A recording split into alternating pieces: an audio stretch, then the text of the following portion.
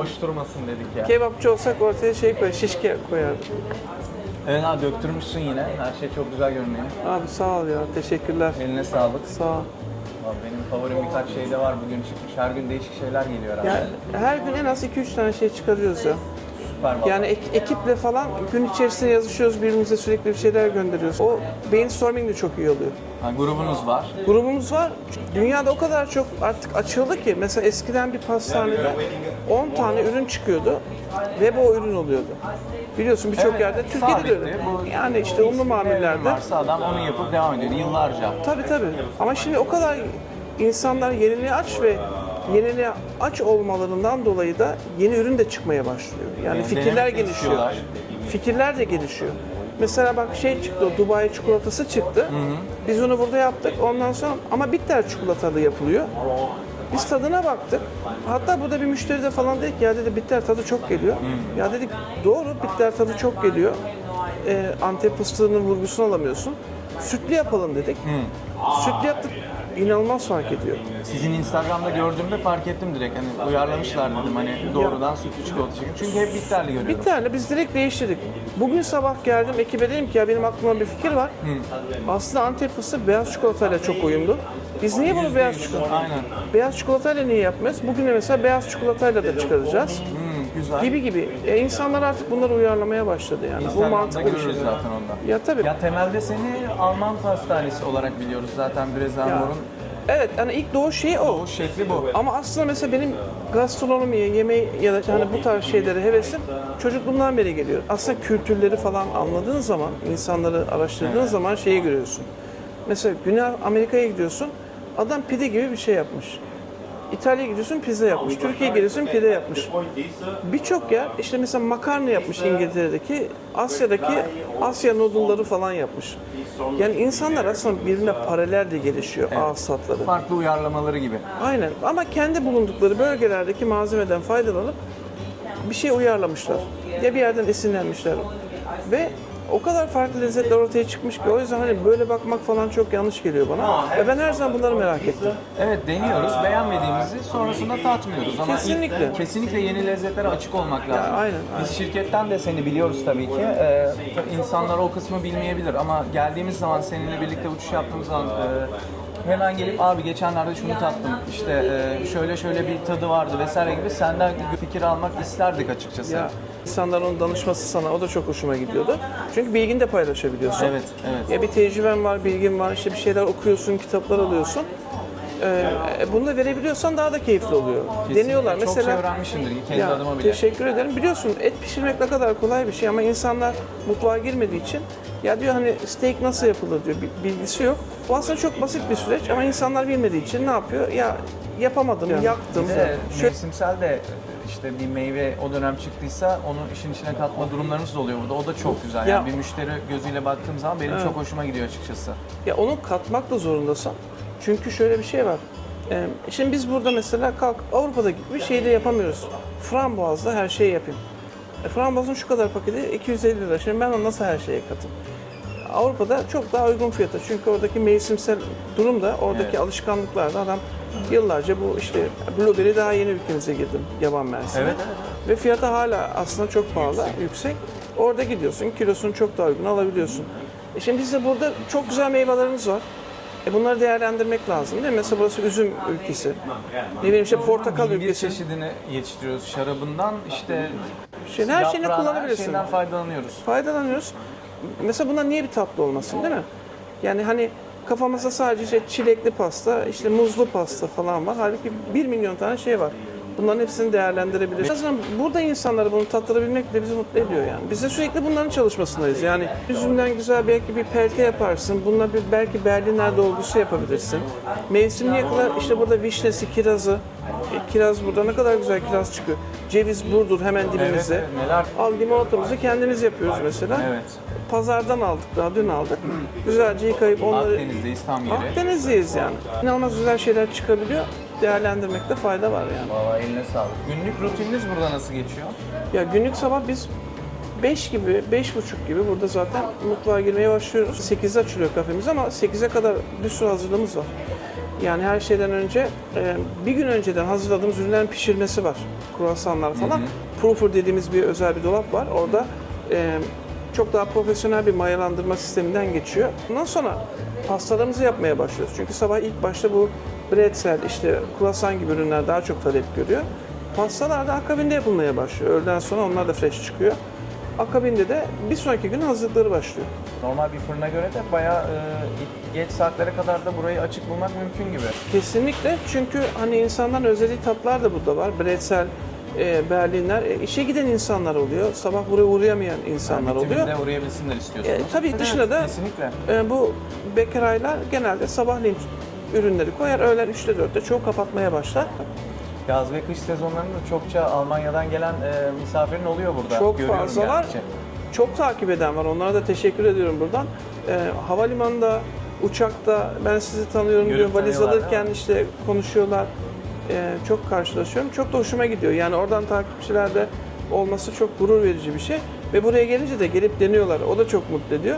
En çok da mutlu eden şey oradan daha iyi yapıyorsunuz diyorlar. Beni en çok gururlandıran şey. Kıyaslamaları dinlemek de hoşuna gidiyordu. Ya çok hoşuma gidiyor. Mesela az önce yan masada bir tane İtalyan misafirimiz vardı. Tiramisu'nun çıktığı şehirden, doğduğu şehirden geliyorum ben dedi. Hemen tiramisu hazırladık, verdik. Oradan da kulak misafir dinliyorum bir taraftan Bir da. de, yorumları. Not bad diyor. Yani fena değil diyor. O bir İtalyan için güzel bir yorum aslında. Evet zor beğenirler bizim gibi onlar da. Tabii hiç beğenmezler yani. Hani Bütün muhtemelen bir Akdenizlerde tek var bu. anneannesi güzel yapıyordur. Evet. Hani not bad demesi benim hani Adanalı olarak hani kebabı başka yerde yiyip de fena değil demem Mesajı kadar iyi bir şey. aldı, Evet güzel. Bu arada Çağatay gelip burada yediğiniz zaman şunu eksik bunu eksik dediğinizde hemen nasıl öyle bir şey eleştiriye kapalıyım gibi bir durum yok. Neyi değiştirebilirim? Çok açık ol, beni eleştir diye hep açık fikirlidir. Bu anlamda Ya, yani hakkını teslim etmek lazım. Ya onu kesinlikle yapmak zorundasın çünkü hani bir şeyi ben doğru yapıyorum diye bir şey olamaz zaten. Yıllar sonra en ufacık bir yöntem değişiyor, bir pişirme yöntemi bir şey değişiyor. Ve buradan ne kadar farklı bir ürün çıktı diyebiliyor insanlar. Evet. Ondan sonra herkesin doğrusu birden yanlış olduğu ortaya çıkıyor. Dolayısıyla hani bir doğru yanlış yoktur. Sürekli kendini geliştirme süreci vardır. Ya, lezzetli yemek yeme konusunda And Was good. was good. Mine is different.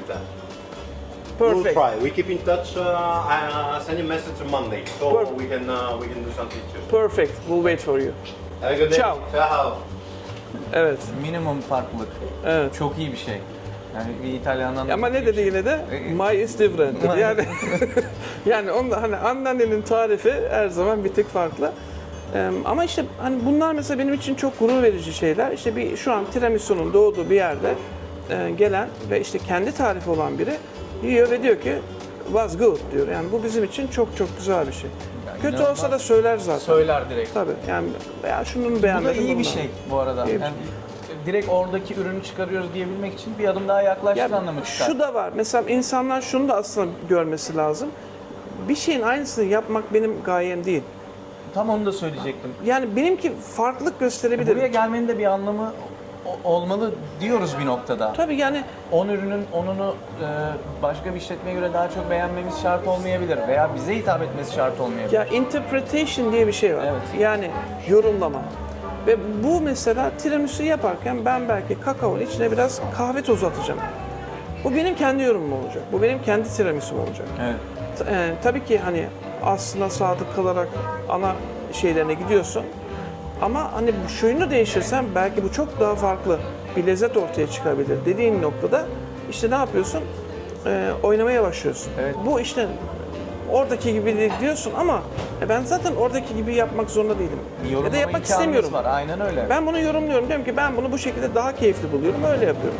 Ya neme değinmiştik. Onu söylemeden geçemeyeceğim açıkçası. Bu Antalya'da lezzetli bir şey yeme, yani özellikle yemek tarafında zorlandığımızı hep konuşuyoruz sende de. Evet. Gerçekten hani bu nemle mücadele eden en iyi işletmelerden birisi Çağatay abinin yeri diyebilirim yani. Ciddi Ya, anlamda teşekkür çünkü standardı yakalamak çok zor. İşletmenin ne kadar çaba sarf ettiği de tartışılabilir ama Evet. hani şseverek yapmak ve işte biraz da kafa yormak, biraz işin kimyası, kimyayı bilmek, hani Tabii. bu su, un dengesi dedik, nem dedik. Gerçekten hani bu noktada takdir etmek lazım seni. Ya teşekkürler. Güzel çıkarmaya çalışıyoruz. Bunda yöntemleri var. Yani bilimsel şeylerle çalışman gerekiyor. İçeride termometremiz, nem ölçerimiz, her şey var. Olmuştur tabii ki senin de bunu arkadaşlar beğenmedi ki bir daha yapalım veya işte bugün bunu çıkarmayalım dediğiniz şeyler başlarda Ya belki. kesin işte ekip pastası oluyor. Yani, evet. Ekip tatlısına dönüşüyor. Bunlara mesela üzülmüyorum çünkü herkes hem tatmış oluyor hem ekip olarak neyi yanlış yaptığımızı Öğrenme. tatmış oluyoruz. Öğrenme. Tadına bakıyoruz, evet bak burada bu olmamış falan diye ya da dönem dönem çünkü her gün tadamıyoruz ki yaptığımız Aynen şeyi. öyle. Ve rutine giriyorsun ister istemez. Hadi diyorum şu yeni yaptığımız pastalardan 2-3 dilim koyalım. Bir hep beraber oturuyoruz ekiple. Tadına bakıyoruz. Ne diyorsun? Senin fikrin ne? Onun fikri ne? Ve hiç bu mesela bu pastaları sevmeyen birine bile götürüp tattırıyorum. Çünkü onun da yorum benim için çok önemli. Çünkü tat uyumuna ne düşünüyor? Normalde Mesela açık canı olmuyor. pasta çekmeyebilir, hiç yemeyebilir Ya ama belki- uyumla ilgili ne diyor mesela? Ya tabii mesela yani Türk tatlılarına alışık olan birine kalkıyorsun, kruvasan yediriyorsun. Ben bunu çok yapmışımdır, buna benzer şeyler. Ne diyorsun falan, benim berberime falan mesela götürüyorum ya da işte ne bileyim yani Geleneksel tatça. Adana'ya gidiyorum, Anladım. oradaki insanlara tattırıyorum. Hani ne düşünüyorsun? Hani o tatlıyı daha önce tatmamış olan insanlara tattırıyorum. Ya da onu normalde gidip alacak olmayan insanlara tattırıyorum. Oradan da yakalamaya çalışıyorum, yorumu yakalamaya çalışıyorum. Yani o yediği şey ona lezzetli mi geldi? Çünkü bir şey lezzetlidir ya da değildir. Alışık olduğun tadı seversin. Çocukluktan gelen bir alışkanlıktır. Evet, ama çağrışım yapar, anımsatır. ama sana. yediğinde bir şey, bu çok iyi bir şey diyorsan sen direkt baştan bununla hiç bağlantısı olmayan adamı da yakalama şansın var. Ya YouTube'da da mesela görüyorum senin içeriklerinde. Burada bu arada onu da söylemiş olalım. YouTube'da işte keşif yapıyorsun, Avrupa'ya gidiyorsun, Türkiye'de şehirlere gidiyorsun, Ya. farklı lezzetleri tadıp buraya da referans verdiğini görüyorum çok videolarda. Yani Buraya bir diyorsun, şey koyuyorum. Bu koyduğum ürünü belki YouTube'da dedim önceden gösterirsem hani bakın İtalya'da böyle bir şey var ve çok lezzetli ve reklamı yapılmamıştır, çok bilinmiyordur bilinç ama oturabilir tabii ki. mesela bakın böyle bir ürün var ve bu çok lezzetli ve biz de bunu yapıyoruz. Bunu demek benim için çok kıymetli. Çünkü insanlar haklı yere gelip vitrine bakıyorsun. Biz de öyle. Mesela atıyorum şimdi marka vermeyeyim. Bilinen bir tane işte hamburger şeyine gidiyorsun. Zincirine gidiyorsun. Ve direkt bir ürün var. Diyorsun ki ben bundan istiyorum diyorsun. Bilmem ne menü falan diyorsun. Çünkü o tabelada belki 30 çeşit hamburger var ya da ürün var. Ama sen alıştığın şeye gidiyorsun. Ya boş ver diyorsun. Halbuki çok lezzetli belki. Bunu söylemek, göstermek gerekiyor. Ben de gittiğim ülkelerde dedim ki en azından ben bunları çekeyim, video yapayım. Hem hani orayı da göstereyim. Hani biz de keyif alıyorduk. Ta Barış Manço zamandan falan. Gidemediğin ülkelere nasıl bakacaksın? Görünce değil mi ne kadar hoşunuza gidiyordu? Kesinlikle. Yani o seni mutlu ediyordu. Bizim de böyle bir imkanımız var. Gidiyoruz. Gittiğimiz yeri insanlara gösterebiliyoruz. Oradaki tatları da hem tatları paylaşıyoruz hem de lezzetleri buraya getirebildiğimizi gösteriyoruz ve getiriyoruz. Ya bir de kültürle arasındaki mesafe kapanıyor. Belki kişi burada gelip yiyecek, senin Avusturya'da görüp yediğin tatlın bir tatlıyı buraya getireceksin, burada yapacaksın. Sonrasında kendinin ziyaret etme imkanı olacak. Doğrudan gideceği yeri biliyor mesela. Bu kültürel açıdan çok güzel. Ya- Daha kaliteli bir yere gitme imkanı oluyor. Belki Google'da daha çok puanı olan bir yere gidecek ama o keyfi, o zevki yaşamayacak. Ya şöyle işte ben gitmeden araştırıyorum zaten. Ondan sonra kendime göre bir ağız tadım olduğunu düşünüyorum ve oralara doğru gidiyorum. Kötü olanları da ya koymuyorum, eklemiyorum. Çünkü hani boş yere göstermeye gerek yok. Buraya gittim çok kötü falan diyeceğime. Ancak böyle hani uyarı olması gerektiğini düşündüğüm yerlerde duruyorum. Hani denedik çok meşhurdu biliyorsunuz ama o kadar Olmasa da olur gibi. Veya işte yani o verilen kadar. vibe yerini yapmıyor, doldurmuyor, altı dolmuyor diye. Ama Biraz değindik senin başlama sürecine, hani Evet. ekmek pişirme dönemin, birlikte aynı şirkette çalıştığımız süreç vesaire ama asıl ilk fikir nasıl ortaya çıktı, nasıl açtın burayı diye sormak isterim açıkçası. ya bu benim hep hayalimdi gastronomiyle ilgili bir şey yapmak. Şimdi en çok sevdiğim şey ya hangi kültür neyi nasıl tüketmiş, nasıl hazırlamış, nasıl sunmuş, neyden keyif almış. O tatları her zaman böyle arzuladım işte. Hani denemek istedim, deneyimlemek istedim ve restoran ama çok çok korkunç bir şey yani. Hani bir restoran işine girmek. Çünkü böyle tatları insanlara sunabilmek çok zor bir şey. Bunu kabul ettirebilmek de zor bir şey. Ama küçük tadımlık şeyler ulaştırmak çok kolay. Bir İtalyan kurabiyesi yapıyorsun bademden, limondan, limoncellolu bilmem neyle. O şu kadarcık bir şey. Hani bunu ulaştırmak çok daha kolay oluyor. Ama kalkıp Restoran da şöyle bir önemli tabak süreç. ve Müşteri için de lafını böldüm. bizim- Rezervasyon işte bütçe vesaire her şey işin içine giriyor. Kültür Kesinlikle daha çok giriyor işin içine. çok daha profesyonel bir başlangıç yapmak gerekiyor onlar için. Yani onu handle etmek çok daha zor olabilir. Ama burada ufak ufak başlıyorsun. Şimdi klasik şeyle beraber, pandemiyle beraber ekmek eğitimi, herkes gibi ona bir şey yapma, heveslenme. Gidip profesyonel eğitim aldım İbrahim Dinç'ten, mutfak kitaptan. Ondan sonra akabinde de şirkette de konuşurken uçuşta dedim ki işte ya ekmek yapmaya başladım. Bana da yapar mısın? Yaparsan ben de alırım. Deyince bu sefer hani hobi biraz mesleğe dönüşmeye başladı. Daha sonra ya ben ekmek yaptım. Birisi bana dedi ki Brezel de keşke yapabilsem. Brezel yapan hiçbir yer yok. Bu kadar Almancı yaşıyor Antalya'da. Evet. Bu kadar Alman yaşıyor Antalya'da, Alanya'da biliyorsun. Ama kimse hani bir Brezel yapmıyor. Bir iki yerde gördüm ama hani tat ve şey olarak olmamış yani. Şaşırmışızdır, hep konuşmuşuzdur aramızda. Ya tadı yok, keşke olsa da. Orada çünkü çocukluğumuzda yediğimiz şeyler. Ondan sonra bir Berliner görüyorsun. Bu yapılabilir mi? Güzel tarif yapınca, uğraşınca çok güzel şeyler çıkabiliyor ortaya. Derken bir baktım farkında olmadan çok büyük bir şey yakalamışım yani. Hani Kitle oluştu. kitle oluştu ve hani bir porsiyon yakalamışım. Bir sürü ürünüm var elimde. Bu sefer bu ürünlerden faydalanıp acaba bir yer açılabilir mi diye düşünmeye başladım. Ve o şekilde girdim açıkçası. Yine açıldığında mesela eşim şey diyordu. Ya diyordu Çağatay hani daha fazla ne yapabilirsin ki? Şu an günde 40 ile 60 çeşit ürün çıkarıyoruz. Her gün kesin 2 ya da 3 farklı ürün çıkarıyoruz. Yani daha önce yapılmamış, denenmemiş. Tabii hani bir gün önceden karar veriyoruz. Yarın bunları yapalım falan diye. Ve o ürünleri çıkarıyoruz bir gün sonra. Toplamda 130 çeşit ürünüm var şu anda. Hani buraya böyle sezonluk değişikliklerle çıkardım. Ya tabii hikayesi olduğu için hikayesi olan bir işletmenin gerçekten bir büyüsü, tınısı da oluyor yani açıkçası. Evet. Çünkü ekmekle başlayan süreç zaten hep ilginin olması, işte bizim lezzetle ilgili herhangi bir konuda seni referans almamız, sonrasında işte şirketle bununla ilgisi olan insanlar, gurbetçi insanlar, Almanya'dan gelenler, Almanlar, Alanya'dan müşterilerin var senin. Var, Almanya'dan da müşteriler var. Almanya'dan var. Tabii Yani tabii o yüzden geliyor. hani o kısım Mesela çok heyecanlı. kış dönemi geldiğinde Almanya'dan geliyor ve Almanya'dan işte diyor ki Lebkuchen'ı Almanya'ya götüreceğim diyor.